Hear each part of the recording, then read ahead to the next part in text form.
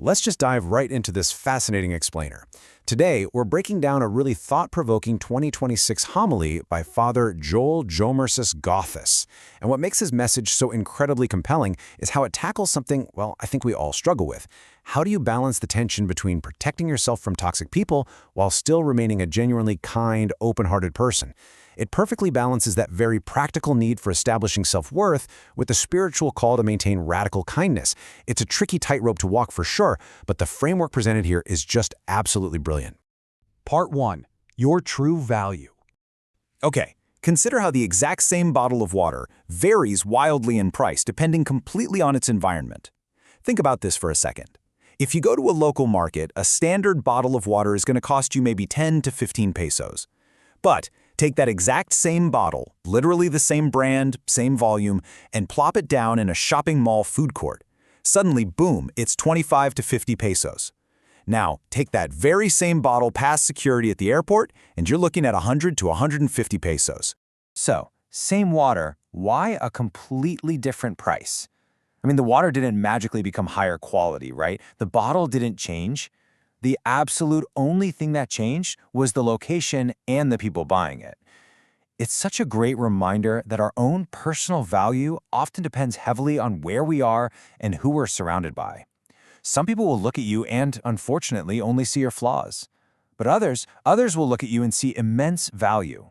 If you're feeling worthless right now, you might just be in the wrong environment, surrounded by people who just don't know how to value you. Part 2. Set boundaries. This brings us to a massive paradigm shift. A lot of folks, especially those trying their best to be good, moral individuals, they completely confuse love and trust. They think that to love someone means you automatically have to trust them. But the speaker makes a really sharp distinction here. We are commanded to love everyone freely, yes, but we are absolutely not required to trust everyone. Trust is a privilege. Trust must be earned. You can completely love someone from a distance, while recognizing, hey, they just haven't earned a front row seat in your life. Part 3. The Dog and the Pig. Do not give what is holy to dogs, and do not throw your pearls to pigs. Now, this intense biblical quote isn't about actual animals, obviously. Rather, the speaker uses it as a really stark warning against two very specific types of toxic human behavior that, let's face it, you'll inevitably encounter in your life. Think of your time, your energy, and your vulnerability as your pearls. You got to be really careful who you toss them to. Let's break down exactly what these behaviors look like. The crucial point here is that dogs represent people who angrily protect their territory and just totally lack discipline. These are the highly aggressive, reactive individuals in your life who literally bite you when you try to help them.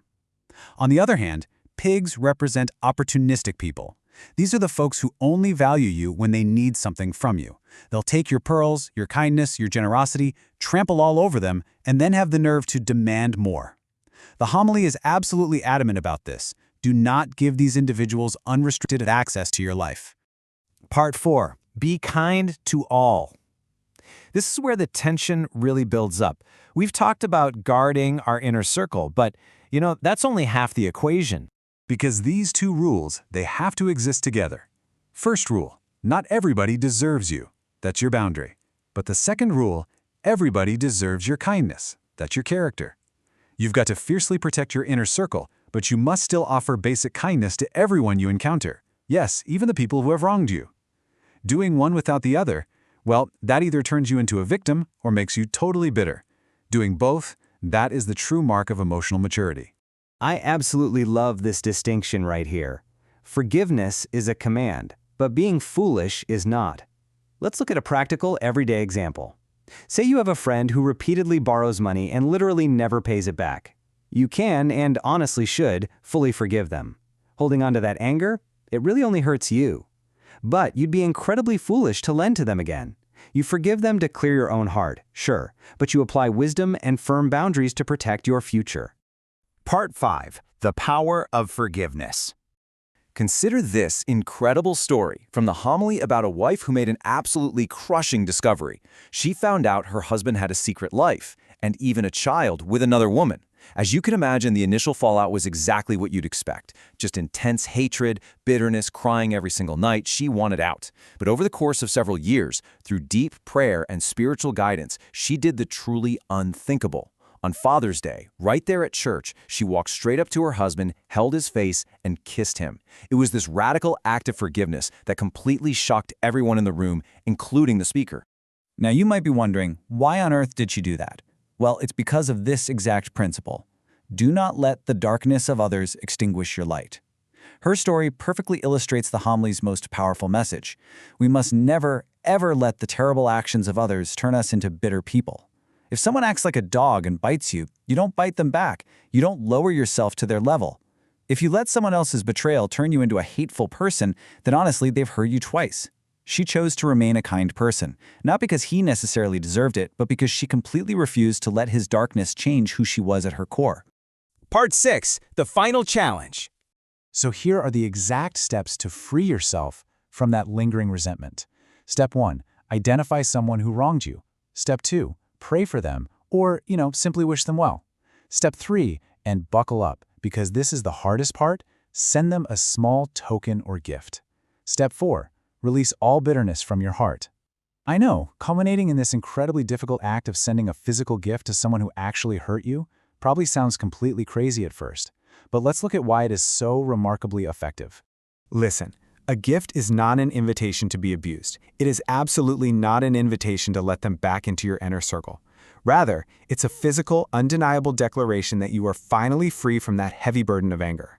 It's a tangible way to just say, hey, I'm choosing kindness, I am releasing my resentment, and I am taking my peace back. It's entirely for you, not for them.